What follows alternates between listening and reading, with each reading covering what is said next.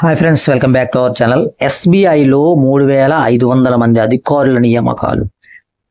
ముంబై ప్రభుత్వ రంగంలో అగ్రగామి బ్యాంకుగా ఉన్న ఎస్బీఐ కొత్తగా 3,500 మంది అధికారులను నియమించుకోనుంది.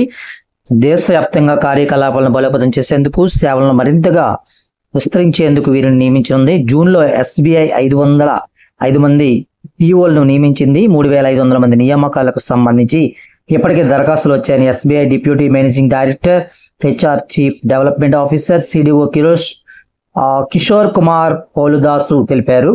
ఐటీ అండ్ సైబర్ సెక్యూరిటీ విభాగాల పర్యవేక్షణకు స్పెషలిస్ట్ ఆఫీసర్స్ 1,300 మందిని ఇప్పటికే ఎంపిక చేసినట్లుగా తెలియచెప్పారు.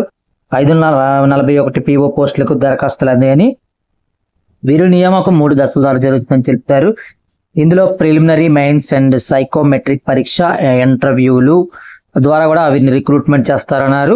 అదనంగా 3,000 మంది సర్కిల్ ఆధారిత అధికారులు నియమించుకునే విషయంలో పరిశీలన ఉందన్నారు. ఈ ఆర్థిక సంవత్సరంలో వీరిని కూడా నియమిస్తామని చెప్పారు. మొత్తం ఎస్బీఐలో 18,000 మంది ఉద్యోగులను కొత్తగా తీసుకుంటామని కూడా ఇందుకు సంబంధించినటువంటి చైర్మన్ శ్రీనివాసులు శెట్టి తెలిపారు. ఇందులో 13,500 మంది క్లరికల్ గ్రేడ్ ఉద్యోగులు, మిగిలిన వారు ప్రొబేషనరీ ఆఫీసర్స్, లోకల్ అధికారులు ఉంటారని ఆయన తెలిపారు.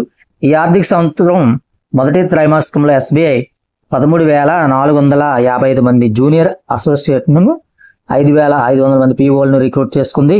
మొత్తం ఉద్యోగుల్లో 30% మహిళలను రిక్రూట్ చేసుకుంటామని పోల్దాస్ గారు తెలిపారు. ఎస్బీఐలో మొత్తం 2.4 లక్షల మంది ఉద్యోగులు ఉన్నారు. బ్యాంకింగ్ రంగంలో అత్యధికంగా ఉద్యోగులు ఎస్బీఐలోనే ఉన్నారు.